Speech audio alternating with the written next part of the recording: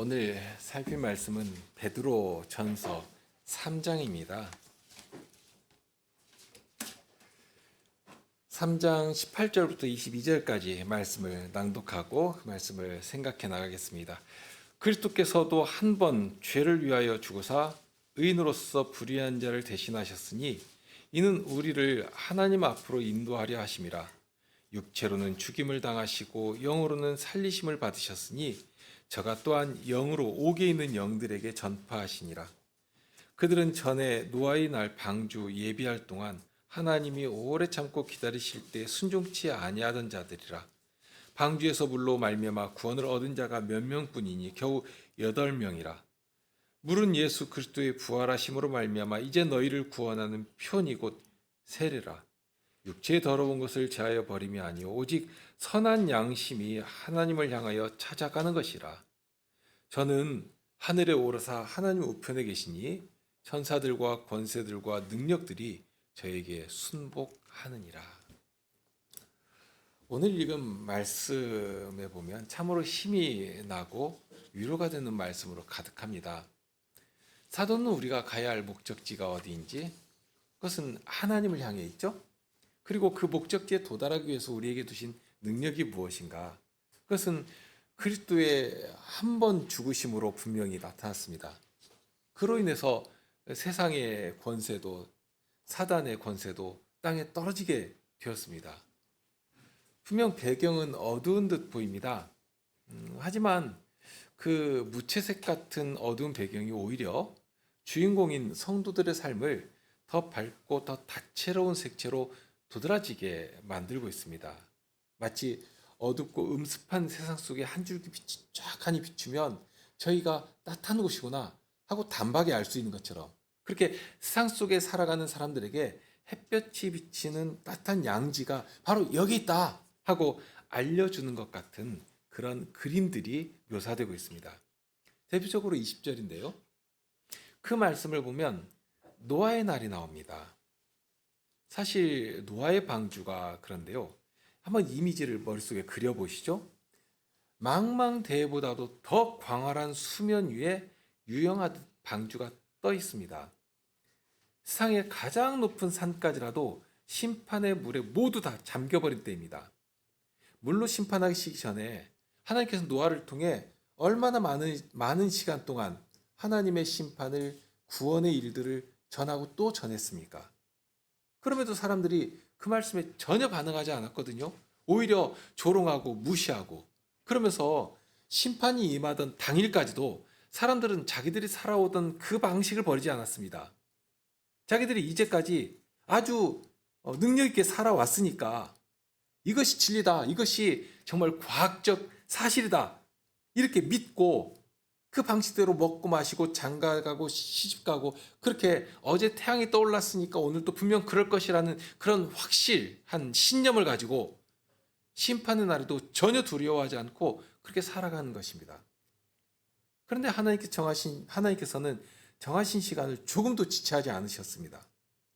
심판의 날이 되었을 때 하늘의 창이 열리고 땅에 있는 기품의 샘들이 터졌습니다. 이제까지 본 적도 없고 들은 적도 없던 어마어마한 물들이 하늘과 땅에서 솟아나고 쏟아졌습니다. 무려 40일간을 밤낮으로 쉬지 않고 퍼부었습니다. 결과 가장 높은 산도 물에 잠기고, 그러니 이때까지 땅의 질서를 따라 숨쉬며 살아가던 모든 생명이 물에 잠겨 심판을 받게 되었습니다. 그런데 그런 두려운 심판 아래에 모두 죽은 것은 아닙니다. 하나님의 구원의 능력을 고스란히 담고 있는 방주가 그 심판의 물 위를 유유히 떠다니고 있었습니다. 하나님께서 예비하신 영광스러운 경영이 이제 그 방주를 통해서 시작될 것이었습니다. 세상에 내놓을 새로운 역사가 출발한 것입니다. 그 소망이 방주 안에 거하는 8명의 사람들에게 있었고, 마침내 물이 마른 때에 아라랏산에 도달하고 하나님께서는 방주의 문을 여시고서 거기에 있던 이 노아의 식구들을 나오게 하시고 이 노아를 통해서 새로운 역사를 시작하게 하신 것입니다. 자, 여기 언급된 물은 일단 심판의 물입니다. 그런데 동일한 물이 어떤 사람에게는 죽음이 되었고 반면 어떤 사람에게는 새로운 역사를 시작하게 하는 물이 되었습니다. 20절 중간 이후에 보면 물로 말미암아 구원을 얻은 자라 하는 말이 나오죠. 물로 말미암아 구원을 얻은 것입니다. 이것은 바울 사도가 홍해를 가리켜 하신 말씀과도 너무 유사하거든요. 고린도전서 10장이죠. 1절에 보면 형제들아 너희가 알지 못하기를 내가 원치 않으니. 이거 반드시 알아야 한다. 강조해서 하신 말씀이죠. 자, 우리 조상들이 다 구름 아래에 있고 바다 가운데 지나면 이거 지금 출애굽의 그 홍해 사건을 가리키는 것입니다. 다 바다 가운데로 지나며 모세에게 속하여 다 구름과 바다에서 세례를 받고 홍해를 건넌 사건을 무엇으로 직대입하고 있는가 하면 세례를 받은 사건으로 직대입하고 있습니다. 그로 말미암아서 하나님께서는 이스라엘 백성들을 내 백성이라 하고 거룩한 백성으로 당신 앞에 세우시거든요. 그러니까 하나님께서 내 백성이라고 이르신 이 주의 백성들이 물 가운데로 지나게 하시고, 그런데 이 물은 그냥 발목만 잠길 만한 그런 잘박한 물이 아니었습니다. 여기 바다라고 표현하고 있지 않습니까? 정말 바다였거든요. 깊이가 얼마나 되는지도 모르는 그런 바다를 무처럼 지났는데 그렇게 물 가운데로 지나며 하나님의 거룩한 백성으로 거듭난 증거를 삼게 하신 것입니다. 그런데 반면 동일한 물이었는데 그 뒤를 줬던 애국 군대는 그 물에서 어떻게 되었습니까? 그 물 아래서 심판을 받아 모두 죽게 되었습니다. 동일한 물인데 그렇게 된 것입니다. 어떤 자들에게는 심판의 물이 되었고 어떤 자들에게는 구원의 증표가 되는 물이 되었습니다. 그런데 이 물이라고 하는 것이 마치 세상의 거대한 흐름과도 같지 않습니까? 이 세상의 물결이 과연 어떠한 것인가? 노아 때처럼 어제나 동일하게 오늘도 거대한 흐름을 만들며 사람들을 그냥 휩쓸어 끌고 가고 있습니다. 거대한 물은 막힘없이 흐르거든요. 여름에 홍수가 나면 얼마나 무섭습니까? 그 물길 앞에서는 사람들이 쌓아놓은 뚝도 무엇도 필요 없습니다. 그냥 넘쳐서 모든 것을 다 집어 삼켜버립니다. 세상의 흐름이라고 하는 것이 그런 것 아니겠습니까? 사도가 노아의 사건을 통해 보도록 하시는 것이 있습니다. 우리는 그 물 속에 빠져들어가서 허우적대며 물이 휩쓰는 대로 쓸려다니는 그런 존재가 아닙니다. 오히려 그 물 위에 방주와 같은 존재로 살아가는 자들입니다. 주의 은혜의 보호 안에서 유영하듯이 물을 가르며 목적지를 향해 움직여가는 존재여야 하고 그렇게 하도록 해 주시는 것입니다. 그 사명을 부여하고 계시거든요, 지금. 20절에 보면 물로 말미암아 구원을 얻는다고 했는데요. 당연히 물로 말미암아 구원을 얻는 것이지만 물 자체가 구원을 주는 것은 아닙니다. 방주가 있었기 때문에 방주로 인하여서 물이 생명을 얻는 표가 되게 된 것입니다. 오늘날도 동일합니다. 세례의 물이 그것을 표하게 하셨거든요. 다만 노아의 때와 다른 것 하나는 있습니다. 이 땅의 주께서는 방주와 같은 은혜의 좌소를 펴셨습니다. 교회라고 하는 방주를 이 땅에 내시고 죽음의 거대한 물결 속에 함몰되어 살아가는 자들을 향해서 여기에 구원이 있다 하는 사실을 전하도록 하신 것입니다. 누구라도 이제는 물이 그냥 죽음의 물이 되어서는 안 됩니다. 전에 이스라엘 백성이 바다를 건너 거룩한 백성이 된 것처럼, 그런데 그렇게 하실 하나님의 뜻이 그리스도를 통해서 분명하게 나타났지 않습니까? 나타났으니까. 그러니 지금은 은혜 받을 만한 때라 하고 분명하게 선언하신 것이고요. 그런 자리에서 우리에게 있는 선한 소망에 관해서 전하게도 하시고 손을 내밀게도 하시고 저들을 건져 함께 이 복된 구원을, 이 구원의 아름다움을 선전하게 자랑하게 하신 것입니다. 저들로 방주에 올라오도록 해야 하는 것입니다. 자, 그러면 더 구체적으로 이 방주가 무엇이고 구원 얻는 표가 무엇이겠는가? 18절에 사도가 힘주어 말씀하신 것이 있습니다. 한 번 죄를 위하여 죽으신, 이것을 한 번이니까 단번이라고 말할 수 있거든요. 단번에 죄를 위해서 죽으신 그리스도라. 앞에 13절 이하에서 사도는 우리 기독인들이 어떻게 세상을 거슬러 거룩한 사상과 문화적인 흐름을 만들어내야 하는 것인가? 그 안에 거대한 강줄기처럼 오히려 거슬러서 행하는 거룩한 문화를 만들어내야 하거든요. 그 비밀에 대해서 알려주셨습니다. 특히 그로 인해 사람들에게 어떤 증거를 드러내야 할 것인가 하는 것도 구체적으로 알게 하셨습니다. 선한 양심을 가지고 악을 악으로 욕을 욕으로 대하지 않고 선행을 드러내면서 살아가도록 하셨는데 그러한 이유가 있습니다. 우선 아닌 것은 세상의 칭찬을 받겠다고 또는 세상에서 유능한 사람이 되겠다고 그렇게 하라고 하신 것 아닙니다. 세상은 그런 것 가지고 칭찬하지 않습니다.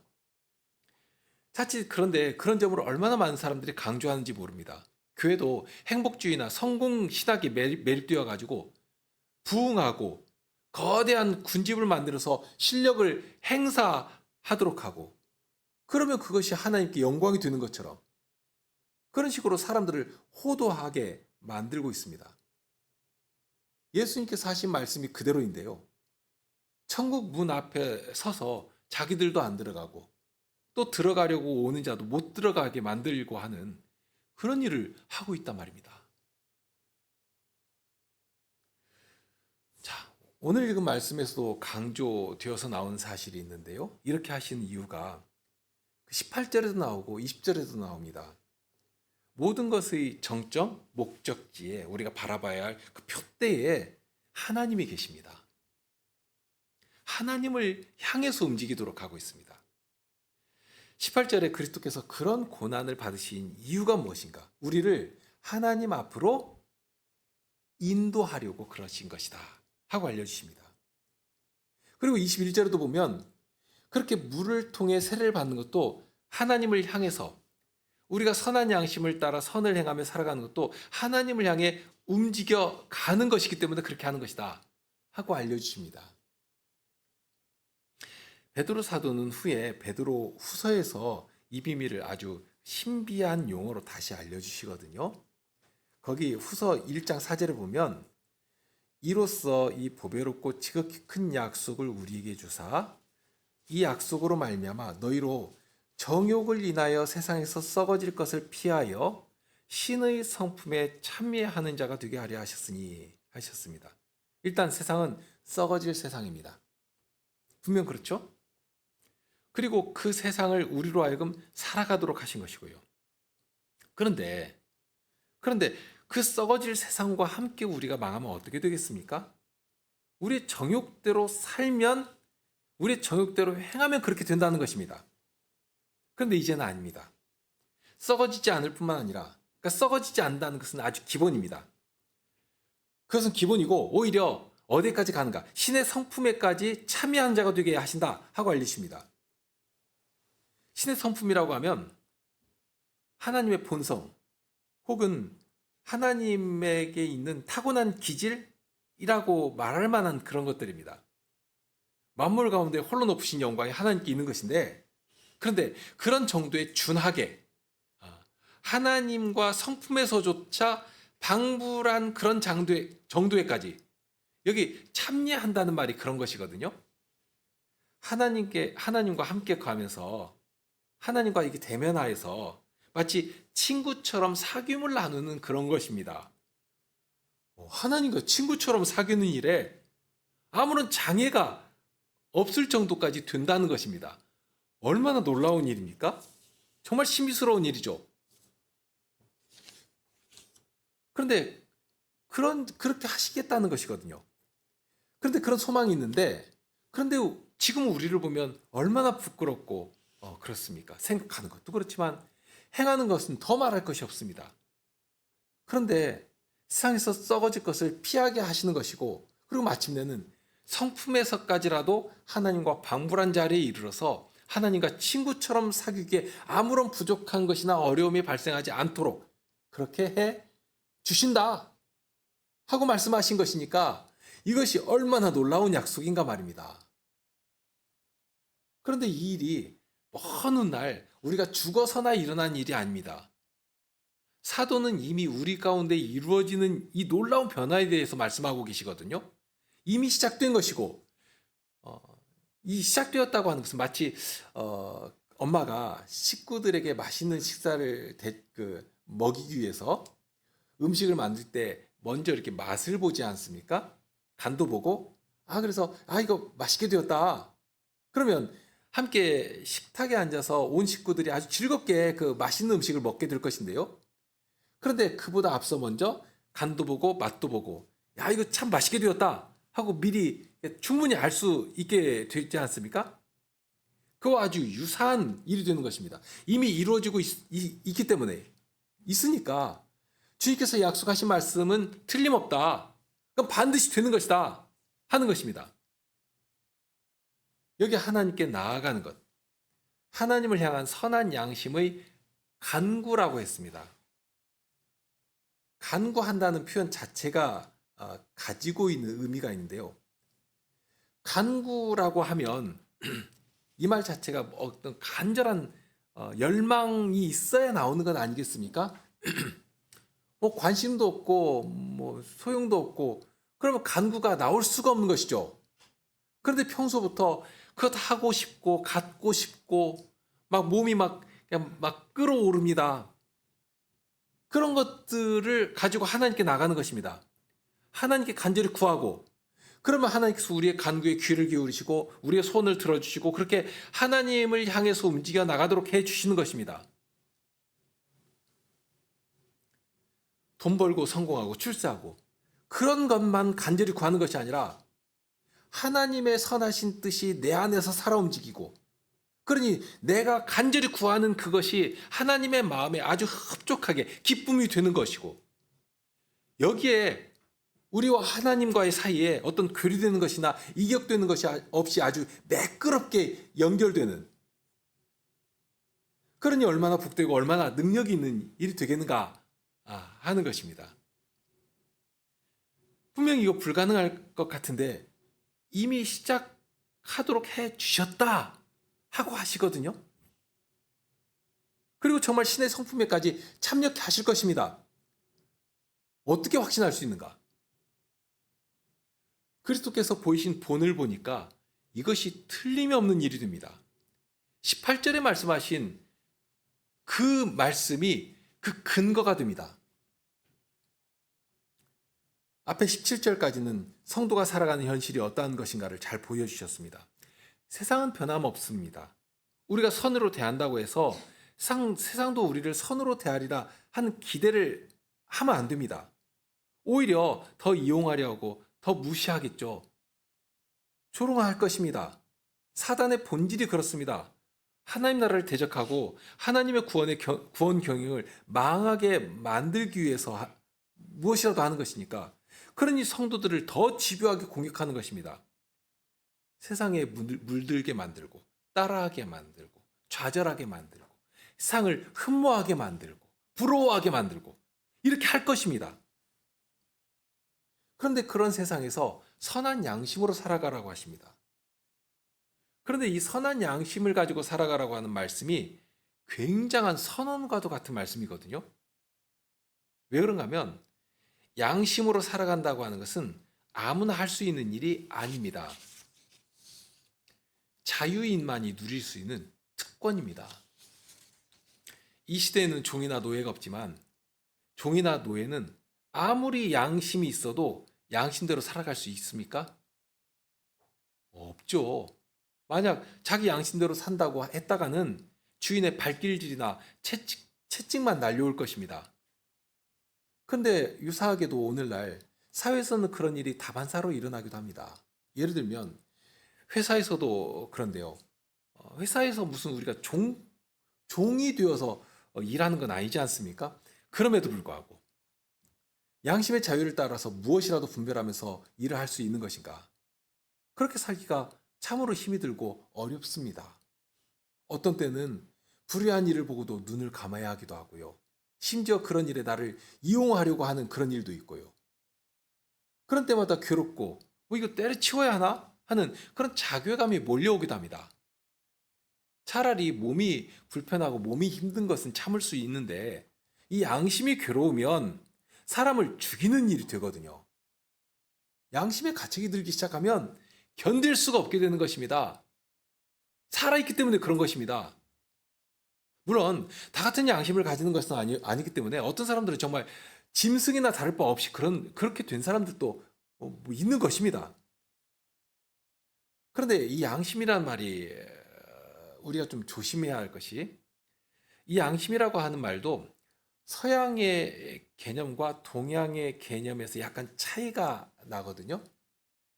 동양은 이 양심이라는 말을 그대로 풀면 어진 마음이라고 할 것입니다. 그러니까 넉넉하고 품어주고 관용하고 하는 그런 마음이라고 할 것입니다. 그러니까 개인적인 덕성을 상당히 강조하는 그런 의미가 되겠죠? 근데 성경의 개념은, 이 양심의 개념은 조금은 법적인 용어에 가깝습니다. 서양의 conscience라가 우리말의 양심인데요. 그 말 자체가 어떤 사회적인 합의를 의미하는 단어입니다. 그러니까 너도 알고 나도 알고 우리가 다 아는 어떤 공통적인 가치를 양심이라고 말할 수가 있습니다. 그렇기 때문에 개인이 어떻게 생각하는가 하는 것 이상으로 사회 공동체가, 그 사회에 살아가는 사람이라면 그 공동체가 함께 공유하면서 만들어 놓은 어떤 규범과 질서가 있고요. 그것에 따라서 움직여 가는 것, 이것을 양심에 따라 행하는 것이다 하고 말할 것입니다. 성경의 개념도 유사한 점이 많습니다. 단순히 내 개인 감정이 흡족하기 때문에 양심대로 행하는 것이 아닙니다. 방금 전에 사회생활을 하면서 부딪히는 그런 일을 예로 들었습니다만, 왜 양심의 거리낌이 이렇게 발생하는가 하면 규범대로 하면 되는데, 정해진 대로 하면 되는데 교묘하게 이렇게 편법을 추구하기도 하고 자기 이익을 위해서 뭐 질서를 이렇게 무너뜨리기도 하고 사적으로 이용하기도 하고 하는 그런 일이 발생되면, 정상적인 그 생각을 가진 사람이라면 그것이 굉장히 불편하게 여겨지는 것입니다. 저러면 안 되는데, 더구나 나를 거기에 이렇게 가입시키려고 하면 얼마나 그것이 싫고 불편합니까? 그렇게 되는 것이거든. 어려움을 겪게 되는 것이거든요. 다만 선한 양심이라고 할 때는 그런 정도를 말씀하는 것은 아닙니다. 선한 양심이라고 하니까 세상 사람들도 나름 선하고 도덕적인 감성을 가진 사람들이 참 많지 않습니까? 그런 정도를 생각하면 안 된다는 말씀입니다. 여기 선한 양심은 달리 말하면 살아있는 양심이고 회복된 양심을 말합니다. 아담이 범죄하기 전에 가졌던 유사한 그런 양심입니다. 그런데 타락한 후에는 그 양심마저도 어떻게 되어버리는가? 썩어서 더 이상 쓸모가 없게 되어버린 것입니다. 변질되어 버렸습니다. 제대로 작동할 수가 없게 된 것입니다. 그런데 이제는 성신으로 말미암아서 영혼도 살아나고 양심도 살아나고 무엇보다도 하나님의 말씀이 그 안에서 정상적으로 작동하게 되고, 그러니까 말씀에 대한 반응이 시작되는 것입니다. 그 말씀을 따라서 양심도 정상적인 기능을 발휘하게 되는 것이고요. 가장 중요한 변화라고 해야 할까요? 아니면 양심의 기능이라고 해야 할까요? 21절에 나오는 것처럼 하나님을 향해 움직여 나가도록 하는 그 일에 양심이 제대로 살아 움직인다 하는 것입니다. 아주 유효하게 쓸모가 있게 되는 것입니다. 예전에는 하나님을 알만한 것이 있어도 오히려 어떻게 했는가? 그것을 썩어질 사람과 금수와 버러지 형상의 우상으로 바꾸는 일에 거리낌이 없었습니다. 자기 욕망을 위해서, 자기 이익을 위해서는 얼마든지 눈 감고 바꾸고 비틀고 해도 아무런 거리낌이 없는 것이죠. 그런데 이제는 그럴 수가 없게 되었습니다. 양심이 아주 심하게 찔러대거든요. 숨도 못 쉬게 몰아 막 세우는 것입니다. 이게 당연합니다. 이게 없으면 죽은 것입니다. 당연한 것이 하나님의 선하신 뜻이 우리 안에서부터 살아 움직이는 것이고, 하나님의 선하신 뜻을 함께 기뻐하며 자신을 그 뜻에 맞춰 살아나가려고 하는 그런 선한 열정이 이렇게 움직이는 것이고, 그것이 양심의 발로가 되어서 굳이 외부로부터 어떤 자극이 없을지라도, 외부의 자극 때문에 움직이는 것이 아니라 내 속에서부터 그런 열정이 솟구쳐 나오게 되는 것입니다. 마치 예전에는 육체에 더러운 것이 막 치솟아 나왔는데, 그래서 사람 안에 있는 그 더러운 것이 밖으로 나와 사람을 더럽게 한다 하고 말씀하지 않으셨습니까? 그런데 이제는 하나님을 향한 선한 양심의 자극이 나를 움직여가고, 그러니 그 결과에 있어서도 선한 결실을 맺게 되고 그렇게 되는 것입니다. 그러니 우리 안에서부터 움직이는 이 선한 양심의 충동을 따라서 하나님께서 기뻐하실 만한 일들을 만들어내며 살아갈 수 있고 살아가야 하는 것입니다. 그런데 이 모든 일이 그냥 절로 되는 것인가? 그렇지 않죠. 우리는 본성적으로 부패해 있기 때문에 살던 대로 살아버리면 육체에 더러운 것이 나오는 것이지 선한 것이 결코 나올 수가 없는 자들입니다. 그런데 그런 우리를 위해서 예수님께서 죽으셨습니다. 죽으실 때 예수님만 죽으신 것이 아니라 우리도 예수님 안에서 함께 죽게 하셨습니다. 그 일을 다른 누구에게 맡기지 않으시고 예수님께서 직접 하시거든요. 18절에 보면 육체로는 죽임을 당하셨다 했습니다. 죄가 없는데 예수님께서는. 그런데 우리를 위해서 우리가 죽어야 하기 때문에 우리를 죽음에서 건지시기 위해서 오히려 당신의 육체가 찢기시고 모든 피를 흘리시고 죽으신 것입니다. 바울 사도가 전한 말씀이 있습니다. 로마서 6장 3절인데요. 무릇 그리스도 예수와 합하여 세례를 받은 우리는 그의 죽으심과 합하여 세례받은 줄을 알지 못하느뇨. 그리스도께서 단번에 죄를 위해서 죽으셨습니다. 육체로 죽으셨습니다. 그런데 그 일이 우리 죄인들에게는 생명이 되는 일이 되었습니다. 예수님께서 죽으셨는데, 그런데 이제 우리도 그 안에서 죽고 예수님 안에서 죽고 대신 새 생명으로 예수님께서 부활하실 때, 예수님께서 부활하셨는데 예수님께서 부활하실 때 예수님과 함께 죽은 모든 자들을 함께 일으켜 부활의 생명으로 살아가도록 해 주신 것입니다. 그럼 어떻게 그 일이 가능한 것인가? 바울 사도는 3절에 이어서 4절에 이렇게 말씀합니다. 그러므로 우리가 그의 죽으심과 합하여 세례를 받음으로 그와 함께 장사되었나니, 세례받음이 곧 예수와 함께 장사된 것을 가리키는 것으로 같은 것으로 말씀합니다. 장사되었나니 이는 아버지 영광으로 말미암아 그리스도를 죽은 자 가운데 살리심과 같이 그리스도를 하나님께서 무덤에서 건져 올리셨지 않습니까? 부활의 몸이 되게 하셨습니다. 죽은 자 가운데서 살리심과 같이 우리로 또한 새 생명 가운데 행하게 하려 함이라. 정말 놀라운 신비죠. 세례받는 일이 무엇이라고? 예수님과 함께 장사된 것은 죽음을 확정하는 것입니다. 몸을 무덤 속에 묻어버리면 그 죽은 것 아닙니까? 그런데 예수님과 함께 무덤에 묻혀버리고 장사되었고, 그러니 예수님과 함께 장사된 자는 또한 그리스도께서 살아나실 때에 그와 함께 살아나서 새 생명 가운데 행할 수 있게 해주셨다 하고 말씀합니다. 물론 세례를 베푸는 것이 무슨 능력이 있다고 이런 놀라운 일이 일어나는 것이겠는가?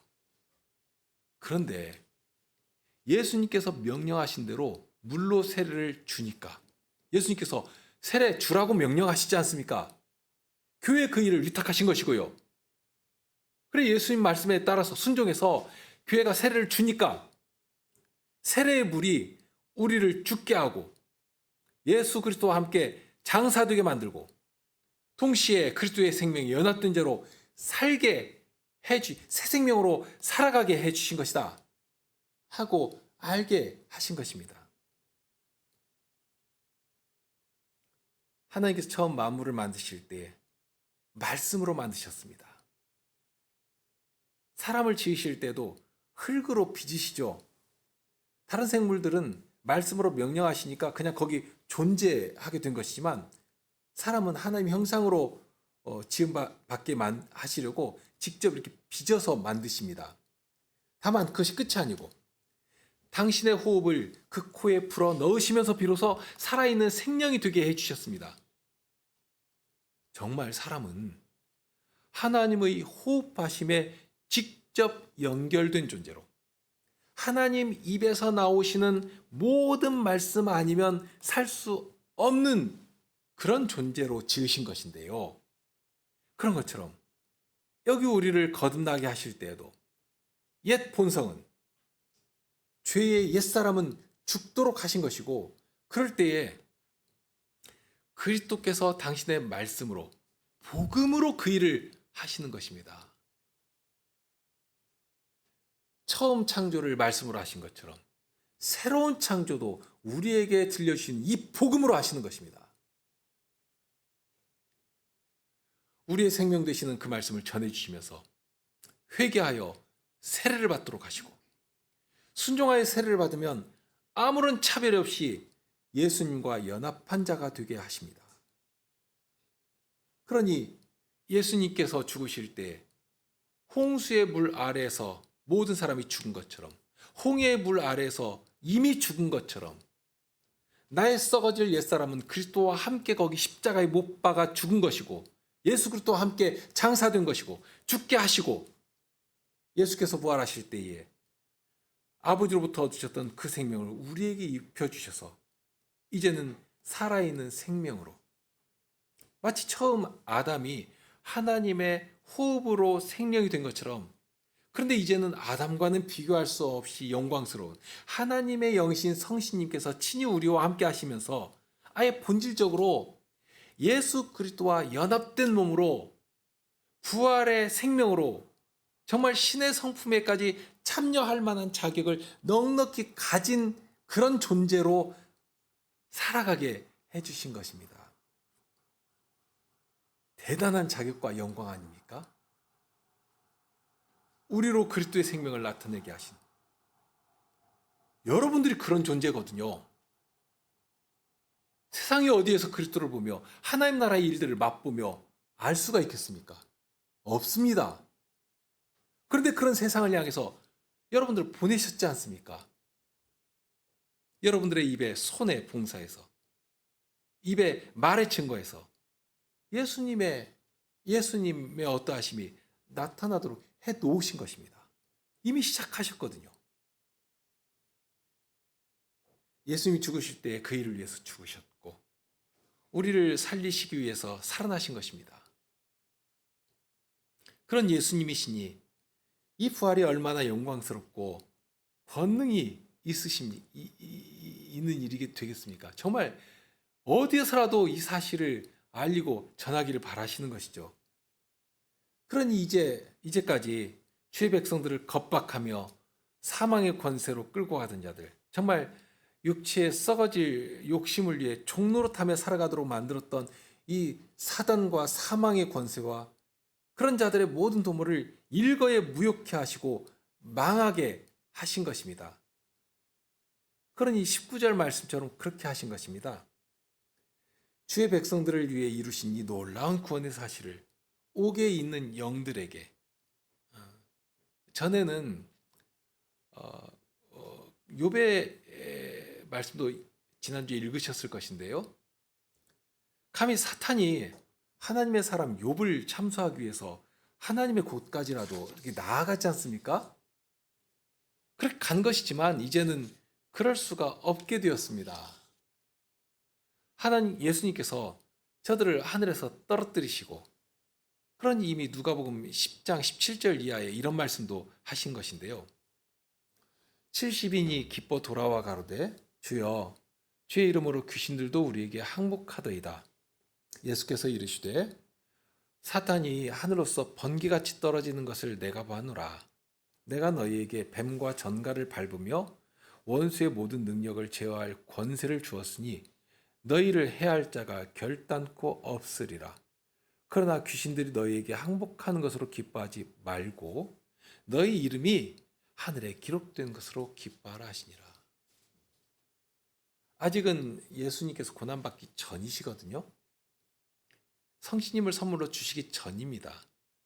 그런데도 불구하고 벌써 맛보기로 보여주신 것입니다. 예수님의 명령을 따라 복음을 들고 나가서 주님의 이름으로 귀신들도 쫓아냈습니다. 이제까지는 사탄이 마치 세상이 자기 것인 것처럼 주인 노릇을 해왔습니다. 그러나 복음 앞에서는 어림없게 되었습니다. 복음이 전해지고, 그러니 사탄이 하늘로서 번개같이 떨어지는, 이제까지는 하늘 높은 줄 모르고 날뛰던 자들이었는데, 그런데 그 자리는 본디 주의 백성들을 위해서 예비된 자리였거든요. 그런데 주께서 파송하신 제자들의 입에서 하늘나라의 복음이 전해지니까 하늘에 있던 사단까지라도 번개처럼 땅에 떨어지게 되는 그런 자들이 갈 곳은 딱 한 곳밖에 없습니다. 저들을 위해 예비된 캄캄한 옥에 갇히는 것입니다. 후에 사도는 저들이 우는 사자와 같이 삽길자를 찾아다닌다 하고도 했지만, 그러나 주의 자녀들은 손도 대지 못하도록 주께서 당신의 구원으로 감싸시고 보호해 주시는 것입니다. 두꺼운 쇠사슬에 묶인 사자에 불과한 자들이기 때문에, 옥에 갇힌 자들에 불과하기 때문에 저들을 두려워할 것이 없게 된 것입니다. 예전에는 얼마나 무섭고 두렵고 그랬는데 이제는 그렇지 않거든요. 그런 자들에게 예수님께서는 굳이 찾아가시고 이 놀라운 구원의 사실을 선포하신 것입니다.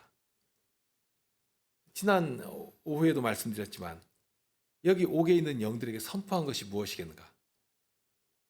혹은 옥에 있는 영들이 어떤 존재이겠는가? 아마 어느 정도 의문이 풀리셨을 것인데요. 혹시라도 여기 있는 영들이 먼저 죽은 사람들의 영혼이고, 그런데 예수님께서 사랑이 아주 풍성하시기 때문에 그런 지옥에 이미 떨어져 버린 그런 사람의 영혼에게까지라도 다시 한번 기회를 더 주시려고 복음을 전하러 가셨다 하고는 생각할 수가 없습니다. 여기 선포는 말 그대로 선포입니다. 캐리스어인데요. 복음을 전파하는 것이 아니라 다 듣도록 외치는, 마치 선전포고 하듯이 하는 것을 말합니다. 이는 내 사랑하는 자들이라, 내가 저를 위해서 내 목숨을 버려놓으라 하고 선포하는 그런 일을 하신 것입니다. 그러니 얼마나 크고 얼마나 위험 있는 말씀이 되었겠습니까? 더 이상 악한 자가 만지지도 못하게 하시는, 그렇게 선언하신 것입니다. 자, 그런 터에서 우리로 하여금 세상을 혹은 사탄을 더 이상 두려워하지 않고 싸워 나가게 하신 것입니다. 방주가 홍수 위를 유영하듯이 그렇게 세상을 거슬러 목적지를 향해 가게 하신 것입니다. 주님의 말씀이 우리 안에 살아 움직입니다. 전에 행하던 대로 썩어질 육체 더러운 것대로 행할 것이 아닙니다. 선한 양심이 정상적으로 움직이고 우리의 모든 뜻을 하나님의 말씀에, 마치 안테나 움직이듯이 혹은 우리 귀가 막 쫑긋 세워지듯이 그렇게 말씀을 따라 움직이고 반응하고, 그 말씀이 우리 양심을 활성화시키고 지혜롭게 하고 아주 자유롭게 행하게 만들어주고 정말 자유롭게 하게 하는 것입니다. 그렇게 기꺼이 하나님 향해 움직여 나가게 하시는 것입니다. 이 모든 일을 우리 중에 가능케 하시고 시작하신 분이 누구신가? 그분에 대해서 다시 한번 확정적으로 알게 하시죠. 22절입니다. 하늘에 오르사 하나님 우편에 계신 분이십니다. 천사들도 권세들도 어떤 능력들도 예외됨 없습니다. 모두 그분 앞에 무릎을 꿇게 될 것입니다. 복종하게 됩니다.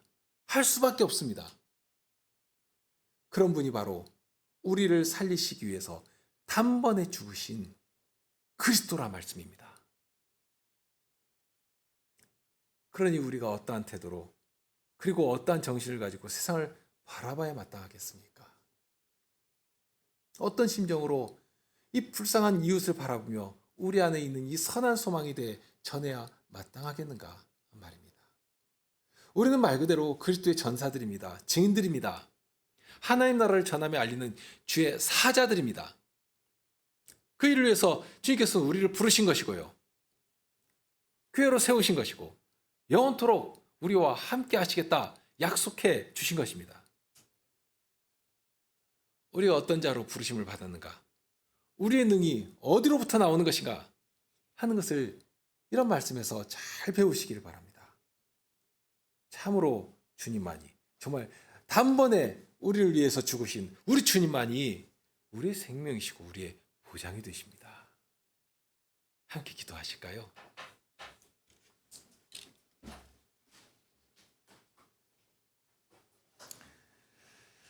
저희를 이 땅에 두시고 두시도의 거룩한 교회로 서가게 하셨습니다. 마치 방주와 같이 구원 얻는 은혜의 기관으로 세우셔서 교회는 구원의 곳이고 은혜의 산실이라 하는 사실을 세상도 알고 두려워하도록 하셨습니다. 그러니 저희가 얼마나 더 간절히, 더 신실하게 주님의 말씀을 사모하며 따라 움직여야 하겠습니까?